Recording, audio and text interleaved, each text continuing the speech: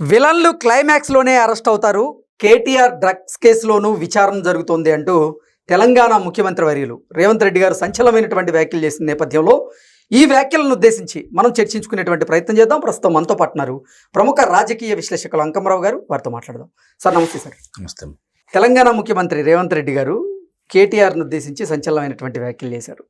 విలన్లు క్లైమాక్స్లోనే arrest అవుతారు, KTR drugs case కూడా ఇప్పుడు విచారణ జరుగుతోంది అంటూ ఆయన చేసినటువంటి వ్యాఖ్యలు ఏవైతే ఉన్నాయో తీవ్ర దుమారాన్ని అయితే రేపుతూ ఉన్నాయి. దీని మీద మీ విశ్లేషణ ఏంటంటే? చిత్రాల్లో దీనికి సంబంధించినంత వరకు దర్శక నిర్మాతలు దాన్ని అనుగుణంగా తీసుకుని వస్తూ ఉంటారు. కానీ ఈరోజు చిత్రాలు కూడా మారిపోయినాయి. వాళ్ళే కథానాయకులు అవుతున్నారు. ఎవరైతే దొంగతనాలు చేస్తున్నారో, ఎవరైతే దోపిడీలు చేస్తున్నారో, ఎవరైతే అంతర్జాతీయంగా అందరూ ఎదుగుతున్నా కూడా రక్షకులు దొరకకుండా తిరిగే దొంగలు ఉంటున్నారో వాళ్ళనే చిత్ర కథానాయకులుగా ఈరోజు చూపిస్తున్నారు. చాలా చిత్రాలు వచ్చినాయి, మనం గమనించుకోవాలి. కాకపోతే చెప్పుకోవడానికి, మాట్లాడుకోవడానికి కొన్ని వినసొంపుగా ఉంటాయి, కొన్ని చలోక్తులు బాగానే ఉంటాయి. అంటే గతంలో అంటే సినిమాల్లో చూసుకున్నట్లయితే ఒక ఫార్మేట్ అయితే ఉండేది. అంటే విలన్ ఎన్ని కుయుక్తులు పడినప్పటికీ లాస్ట్ వరకు కొంచెం రాణిస్తా వచ్చేవాడు. లాస్ట్లో మాత్రం హీరో గెలిచి విలన్ మాత్రం అరెస్ట్ అవ్వడం, లేకపోతే పోలీసులు వచ్చి పట్టుకోవడం, ఇలాంటివి చూస్తూ ఉంటాం. నిస్సందేహంగా అదే నేను చెప్పేది. గతంలో అవి ఉండేవి. అంతకు ముందు అంటే మీ తరం రాకముందు చిత్రాలు ఎలా ఉన్నాయి అంటే, ఎవరైతే ప్రతినాయకుడు ఉంటాడో అతనిలో పరివర్తన చూపించేవాళ్ళు. అర్థమైందా?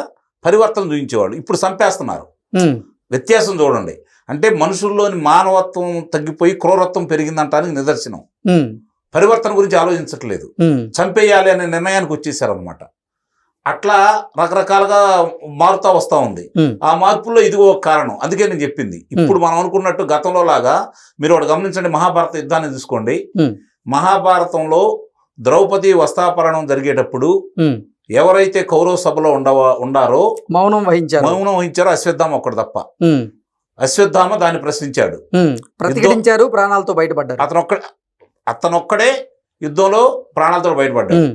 ఆ కౌరవ సభలో ఉన్న అతిరేత మహారథులు అందరూ కూడా ధృతరాష్ట్రుడు తప్ప మిగిలిన వాళ్ళందరూ చనిపోయారు. కారణం ఏంటి? అక్కడ అది అధర్మం అని కానీ తప్పని కానీ చెప్పలేని తను. అట్లానే ఇప్పుడు సమాజం ఎలా ఉంది? ఆ రోజు యుద్ధం చేశారు, ఒకళ్ళొకడు చంపేసుకున్నారు. ఈ రోజు మనకంటూ చట్టాలు వచ్చినాయి, మనకంటూ ఒక రాజ్యాంగం ఏర్పడింది. ఆ రాజ్యాంగం ప్రకారం ముందుకెళ్లే క్రమంలో ఎవరైతే చట్టాలు తయారు చేసే వాళ్లే ఇలాంటి వాళ్ళు ఉన్నప్పుడు చట్టాలు అమల్లోకి నోచుకోవట్లేదు కదా. గమనించుకోండి మీరు. చట్టాలంటే ఏంటి? ప్రజలకి అవసరాలకు అనుగుణంగా ప్రజలు వాళ్ళు సన్మార్గంలో నడిచే విధంగా వాళ్ళ యొక్క వృత్తికి సంబంధించినటువంటి వెలుసుబాటులు, వాళ్ళకి సహాయ సహకారాలు అందజేసి కొత్త కొత్త పరిశ్రమలు తీసుకురావటం, వాళ్ళకి ప్రోత్సాహాలు ఇవ్వటం, ఉన్నత విద్యను ఉత్తమ విద్యను అందించటం, అలాగే ఆరోగ్యానికి సంబంధించి మంచి వైద్యం అందించటం, మంచి రహదారులు నిర్మించటం, వీటన్నింటినీ సవ్యంగా జరుగుతున్నాయా లేదని చెప్పని పరిపాలన చూసుకోవడానికి ఏర్పడింది ఈ ప్రజాస్వామ్య దేశం. కానీ ఈరోజు అలా జరుగుతుందా? నాయకులు అలా ఉంటున్నారా? ఎంతమంది గెలిచిన నాయకులు ఆ విధంగా ప్రవర్తిస్తున్నారు? గ్రామ స్థాయి నుంచి తీసుకోండి. గ్రామ స్థాయిలో ఒక గ్రామానికి సర్పంచ్ అయినటువంటి వ్యక్తి, లేదు రాష్ట్ర ముఖ్యమంత్రి అయినటువంటి వ్యక్తి, లేదు రాష్ట్ర శాసనసభ సభ్యుడు, లోక్సభ సభ్యుడు, వీళ్ళని పరిగణలో తీసుకోండి. వాళ్ళు రాజకీయ జీవితం ప్రారంభించినప్పుడు వాళ్ళ పరిస్థితి ఏంటి? ఈరోజు వాళ్ళ ఆర్థిక పరిస్థితి ఏంటి? ఒక ఉద్యోగస్తుడు ఉద్యోగంలో చేరినప్పుడు అతని స్థితిగతులు ఏంటి? ఉన్నత ఉద్యోగం చేసే వ్యక్తులకు ఈరోజు ఆస్తిపాస్తులు ఏంటి? ఇవి గనక ఎట్లా వచ్చినాయి అని చెప్పి గనక అవి గనక సరిచేస్తే భారతదేశం అప్పుల్లో ఉంటుందా? ఇన్ని సమస్యలు ఎదుర్కొంటుందా? ఉండదు కదా. అందుకే నేను చెప్పేది, చెప్పటానికి మాత్రమే. ఇప్పుడు వినేవాళ్ళు ఉంటే ఎవరైనా చెబుతారు.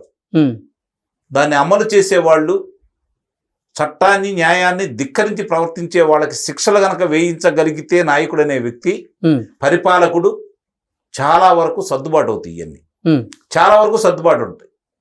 కానీ ఈరోజు ఆ పరిస్థితి లేదు. ఒకళ్ళ మీద ఒకళ్ళు, అసలు పార్టీలకు సిద్ధాంతాలే పోయినాయి కృష్ణ. సిద్ధాంతాలు లేవు, దాంట్లో అనుమానమే లేదు. ఇప్పుడు కేటీఆర్ గారు రేవంత్ రెడ్డి గారు అంటున్నాడు, రేవంత్ రెడ్డి గారు కేటీఆర్ గారు అంటున్నారు. ఇద్దరు ఒకరినొకరు అనుకుంటున్నారు. కేటీఆర్ గారు 10 సంవత్సరాలు అధికారంలో ఉన్నప్పుడు రేవంత్ రెడ్డి గారిని కారాగారంలో కూర్చోబెట్టలేదుగా. ఆయన బయటకు వచ్చాడు, మళ్ళీ ఆయన మీద శిక్షలు అయితే వేయించలేదుగా. కొన్ని రోజులు జరిగింది, బయటకు వచ్చాడు, శిక్షలు అయితే వేయించలేదు కదా. ఇప్పుడు ఈయన మాట్లాడుతున్నాడు, శిక్షలు పడ్డప్పుడు వీటి గురించి మనం మాట్లాడుకుందాం. న్యాయం జరిగింది, చట్టం తన పని తాను చేసుకెళ్ళింది, పరిపాలకుడు తమ అంటే భేదాలు లేకుండా. మరి విలన్లు క్లైమాక్స్ లో అరెస్ట్ అవ్వడం ఖాయమని మాట్లాడుకోవడానికి డ్రగ్స్ కేసులో కేటీఆర్ విచారణ జరుగుతుందని ఎన్నాళ్ళు ఎన్నేళ్ళు ఎన్ని సంవత్సరాలు, ఎన్నాళ్ళు ఎన్నేళ్ళు ఎన్ని సంవత్సరాలు ఆయన వచ్చి ఈయన అంటున్నాడు, నేను ఎక్కడికైనా వస్తాను, నీ అవినీతి గురించి మాట్లాడతాను అని చెప్పని. ఈయనేమో ఆయన త్వరలో కారాగారం అంటున్నారు. రెండూ తేలేయి కాదు ఇప్పుడల్లా. ఓకే, రెండూ తేలేయి కాదు. ఇద్దరు రాజకీయ లబ్ధి కోసం ఏదో కొన్ని వ్యాఖ్యలు చేస్తున్నారు తప్ప దీంట్లో పసలేదంటారు. అసలు దాంట్లో వాస్తవాలా ఉండయా లేవు అంటే అధికారంలో ఉన్న వాళ్ళు మాట్లాడినప్పుడు ఆధారాలు వాళ్ళ దగ్గర ఉన్నప్పుడు వీళ్ళు బయట ఎలా ఉంటారు, వీళ్ళు ఎందుకు మాట్లాడతారు? మాట్లాడే అవకాశం ఇయ్యరు కదా. దాని మీద చర్యలు ఏమైనా ఉన్నాయా, చర్యలు ఏమైనా జరుగుతున్నాయా? అసలు ఇవన్నీ కాదు. మరి అరెస్ట్ చేసేటువంటి ఉద్దేశం లేకపోతే రేవంత్ రెడ్డి గారు ఇటువంటి వ్యాఖ్యలు ఎందుకు చేసినట్లు? రాజకీయంగా వాళ్ళు అలా, అందుకే నేను అంటుంది మాట్లాడుకుంటూ ఉంటారు. ఇప్పుడు నేను 1978 నుంచి రాజకీయాల గురించి కొంత ఆసక్తి ఉంది. 82 నుంచి చాలా వరకు రాజకీయాల మీద ఒక అవగాహన ఉంది నాకు. ఎంతమంది రాజకీయంలో అవినీతి చేసిన వాళ్ళు, అక్రమ సంపాదన ఉన్నవాళ్ళు ఎంతమంది ఈరోజు కారాగాసం అనిపించారు చెప్పును, నీకు తెలిసినంత వరకు. ముఖ్యంగా 10 మంది పేర్లు చెప్పు. అంటే వీళ్ళందరూ నీతిగానే పరిపాలించారా? మరి నీతిగా పరిపాలిస్తే ప్రతిపక్షం ఉన్న వాళ్ళు వాళ్ళ మీద అభియోగాలు ఎందుకు మోపుతారు? అధికారంలోకి వచ్చిన తర్వాత ఆధారాలు చూపించకుండా వాళ్ళు ఇంకా బయటకు వచ్చేసి మళ్ళీ వాళ్ళు అధికారంలోకి ఎలా వస్తున్నారు? లేదు కదా. మాట్లాడటానికి, ప్రజలను రెచ్చగొట్టుకోవడానికి, ఓహో వీళ్ళు రేపొత్తి ఏదో చేస్తారని భ్రమలు కల్పించడానికి తప్ప జరిగేది శూన్యమే కదా. ఒకటి మాత్రం నిజం, రాజకీయ నాయకుల్లో ఎవరు మొత్తం మీద అతి కొద్ది మంది తప్ప మిగిలిన వాళ్ళందరూ ఇది వ్యాపారం, దీంట్లో లాభసాటిగా ఉంది అని చెప్పి రాజకీయాలు చేస్తున్నారే తప్ప ప్రజల కోసం, దేశ ప్రజల కోసం చేసేటువంటి సేవ అయితే కాదు. రాజకీయాలంటే ఖచ్చితంగా వ్యాపారాలు అంటారు. లేకపోతే వ్యాపారస్తుడు రాజకీయానికి ఎందుకు వస్తాడు? ఒక గోండా రాజకీయానికి ఎందుకు వస్తాడు? ఒక అంతకుడు ఎందుకు రాజకీయాల్లో మనుగడ సాగిస్తున్నాడు? వాడిని ప్రజలు ఎలా గెలిపిస్తున్నారు? ఆర్థిక నేరస్తులదే ఇప్పుడు రాజకీయాలు చేసేటువంటి అదే పరిస్థితి కనపడుతుంది కదా. ఇప్పుడు ఒక సామాన్యుడు ఆకలయ్యి దొంగతనం చేశాడు అనుకోండి, మక్కలు ఎరగొడుతున్నారు, బొక్కలో వేస్తున్నారు, తీసుకెళ్లి కారాగారంలో పెడుతున్నారు. బ్యాంకుల పరిస్థితి కూడా అలాగే ఉంది. అది చెప్పేది అంటే వ్యవసాయదారులు ఎవరైనా రుణాలు తీసుకొని సరైన సమయంలో కట్టలేకపోతే వాళ్ళ మీద చర్యలు తీసుకుంటున్నారు. కానీ రుణాలు తీసుకొని మేము బిజినెస్లు చేస్తామంటూ పెద్ద ఎత్తున బ్యాంకులను ముంచేసిన వాళ్ళని మాత్రం అసలు బ్యాంకులు కానీ ఏ వ్యవస్థ కానీ పట్టించుకునేటువంటి పరిస్థితి లేదు. ప్రభుత్వాధినేతలే వాళ్ళకి ఇష్టమైన వాళ్ళకి వేల ఎకరాలు దోచి పెడుతుంటే ఆ పొలాలు తీసుకొని వాటిని బ్యాంకుల్లో పెట్టుకొని ఆడుపు పెట్టి వ్యాపారం చేసి మాకు నష్టం వచ్చింది అంటే 1000 కోట్ల రూపాయలు ఇస్తే 100 కోట్ల రూపాయలు కట్టాయా బాబు అని చెప్పిన వాళ్ళకి మాఫీ చేస్తున్నారు. కానీ మీరు అన్నట్టు రైతు ఎక్కడ పారిపోడు కదా. ఇక్కడ వ్యత్యాసం గమనించండి. రైతు ఎక్కడికి పారిపోడు, భూమి ఉంటది, వ్యవసాయం చేసుకోవాలి, పరువు కోసం రైతు పాకులాడాలి. కాబట్టి రైతును ఒత్తిడి చేస్తాడు, రైతు కడతాడు. వీళ్ళకి పరువు లేదు, ఏమీ లేదు కదా, డబ్బు తప్ప ఇంకేం లేదు కదా. ఆ డబ్బులేంటి? ప్రభుత్వం, ఇది ప్రజల ధనమేగా. వీళ్ళు ఏమైనా బ్యాంకులు కానీ ప్రభుత్వం కానీ ఎక్కడి నుంచి తీసుకొచ్చేస్తుందా? ప్రజాప్రతినిధులు కాదు కదా. ప్రజలు కట్టే పన్నుల్లోంచి, వ్యాపారులు కట్టే పన్నుల్లోంచి, ప్రజల కొనుగోలు దాంట్లో వచ్చే డబ్బుల నుంచే కదా వీళ్ళు ఇవన్నీ తీసుకుంటూ వస్తుంది. కానీ ప్రజల కోసం ఏమైనా న్యాయంగా చేస్తున్నారా? లేదు కదా. ఇప్పుడు ఒక వ్యక్తి పన్ను ఎగ్గొట్టాడా, అతన్ని మామూలుగా మనబొట్టాళ్ళని అయితే తీసుకుని కారాగారం అంటున్నారు. మరి వాడికి ఎలిసిపడి ఎట్లా వస్తుంది? అసలు ముందుగా ఒక అధికారి కానీ రాజకీయ నాయకుడు కానీ ఇలాంటి కుంభకోణాల్లో ఉన్నారు అంటే అసలు వాళ్ళకి ఎలిసిబాటు ఇవ్వకూడదు. ఎందుకంటే వాళ్ళు రాజకీయ నాయకులు కాబట్టి వాళ్ళ చేతిలో డబ్బు ఉంది కాబట్టి ఏమైనా తిమిని మమ్మిని చేస్తారు. కానీ ముందు వాళ్ళకి ఎలిసిబాటు వస్తుంది.